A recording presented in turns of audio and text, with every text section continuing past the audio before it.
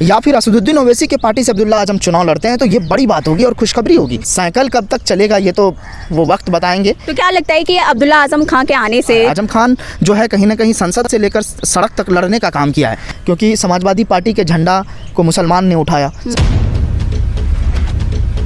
आजम खान के बेटे अब्दुल्ला आजम को सुप्रीम कोर्ट से बड़ी राहत मिली है और कहा जा रहा है कि 2024 के चुनावों के लिए ये बहुत ही अच्छा साबित हो सकता है, क्योंकि रामपुर में और युवाओं में उनको लेकर काफ़ी अच्छी फ़ैन फॉलोइंग भी है और मुस्लिम वोट को लेकर भी लोग उन्हें काफ़ी पसंद भी करते हैं, क्योंकि उन्होंने मुस्लिमों के लिए काम भी किया है और जब आजम खान जेल के अंदर थे तब उन्होंने आके उनके लिए ही मोर्चा संभाला था। तो क्या लगता है सद्दाम की अब उन्हें सुप्रीम कोर्ट से राहत भी मिल चुकी है और 2024 को दोनों को कनेक्ट करके कहा जा रहा है कि ये अच्छा साबित हो सकता है आजम खान के लिए भी और अब्दुल्ला आजम खान के लिए भी और समाजवादी पार्टी के लिए भी। देखिए ज्योति, बिल्कुल सही कहा आपने कि सुप्रीम कोर्ट से उन्हें बड़ी राहत मिली है और राहत इसलिए भी मिली है क्योंकि देखिए वो मतलब कहीं ना कहीं जो भी चीज़ें मतलब जिला कोर्ट को सुप्रीम कोर्ट ने फटकार लगाई है, ये बहुत बड़ी बात है और उन मुस्लिम समाज के लिए बहुत बड़ी खबर है, खुशखबरी है। रामपुर के उन आवाम के लिए बड़ी खुशखबरी है। मैं थोड़ा सा अतीत में जाऊँगा क्योंकि बार बार इस बात का जिक्र होता है। असदुद्दीन ओवैसी के बारे में कई बार बहुत सारी चीज़ें होती हैं। असदुद्दीन ओवैसी ने हमेशा उनके पिता के लिए यानी आजम खान के लिए आवाज़ उठाई। कई बार ऑफ़र भी दिया गया, उनके पार्टी की तरफ से कहा गया कि आप आइए हमारे पार्टी में संभालिए, उनको जो है प्रदेश अध्यक्ष बनाने को लेकर कहा गया, लेकिन आजम खान टस से मस नहीं हुए। जब आजम खान के अंदर कौम की जो है हमदर्दी हिलोर परस्ती मारती है तब उन्हें लगता है कि हमें जाना चाहिए एमआईएम में, ओवैसी के साथ जाना चाहिए, लेकिन जब उनको थोड़ा सा अखिलेश यादव का जहन में याद आता है तो वो भटक जाते हैं। तो ऐसा इसलिए भी हो रहा है। देखिए आजम खान का एक इमेज अलग रहा है, उनका जो राजनीति सफ़र है उनका एक अलग रहा है। आजम खान जो है कहीं ना कहीं संसद से लेकर सड़क तक लड़ने का काम किया है।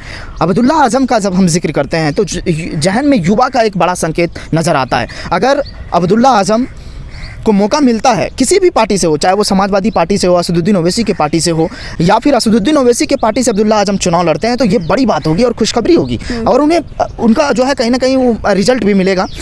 दूसरी चीज़ ये भी है कि अब्दुल्ला आजम को अगर सुप्रीम कोर्ट से जमानत मिली है, सॉरी माफ़ कीजिएगा, जमानत नहीं, उनको कहीं ना कहीं राहत मिली है, तो ये कहीं ना कहीं 2024 के लोकसभा चुनाव पर बड़ा असर दिखाएगा, क्योंकि 20 सीटों पर असदुद्दीन ओवैसी के पार्टी ने चुनाव लड़ने का फैसला किया है। उसमें रामपुर शामिल नहीं है। हो सकता है कि अगर अब्दुल्ला आजम खान के जगह अब्दुल्ला आजम वहाँ पर चुनाव लड़ेंगे, या फिर असदुद्दीन ओवैसी के पार्टी से क्यों ना हो, या फिर कांग्रेस से क्यों ना हो, या समाजवादी पार्टी से क्यों ना हो, क्योंकि उनके पिता के लिए हर पार्टी का दर्द रहा है। हर पार्टी उनसे मिलने गए थे जब वो जेल में थे, जब उनको सताया गया, जब आरोप लगता है ऐसा, जब बीमार पड़े, जब अच्छे से इलाज नहीं हो रहा था, तो उस वक्त भी चाहे वो कांग्रेस के कई सारे बड़े दिग्गज नेता ने आवाज़ उठाई, इमरान प्रतापगढ़ी ने आवाज़ उठाई, असदुद्दीन ओवैसी ने हर मंच से आवाज़ उठाया।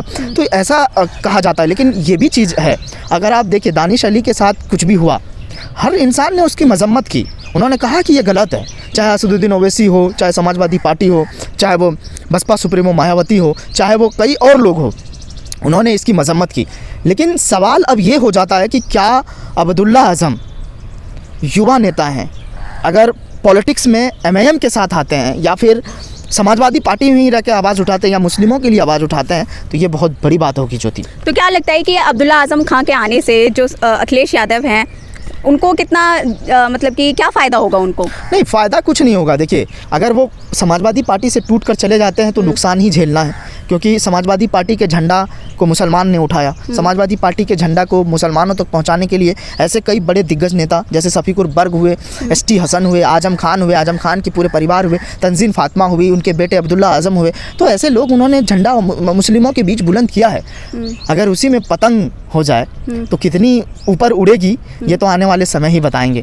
साइकिल कब तक चलेगा ये तो वो वक्त बताएंगे, या पंचर होगा या कीचड़ में कमल का फूल जो है खिलेगा या फिर वो मुरझाएंगे धूप में, तो ऐसा कई सारे चीज़ है। लेकिन जो चीज़ें हो रही है सिर्फ मुसलमानों पे खेल अटक जाता है। मुस्लिमों का जब जिक्र होता है तो बहुत सारी चीज़ों को लेकर चर्चा होती है, तो ये बड़ा सवाल है ज्योति, क्योंकि आजम खान को हाल ही में आपने देखा, कई सारे हमने रिपोर्ट भी किया है द इंडिया टीवी पे, कई लोगों ने फ़ोन करके सराहा है ज्योति, ये बड़ी बात है। और जो फ़ोन करके सराहते हैं उसके लिए बहुत बहुत शुक्रिया, बहुत बहुत धन्यवाद, दिल से आभार कि आप हमें हमारी रिपोर्ट को देखते हैं, सुनते हैं।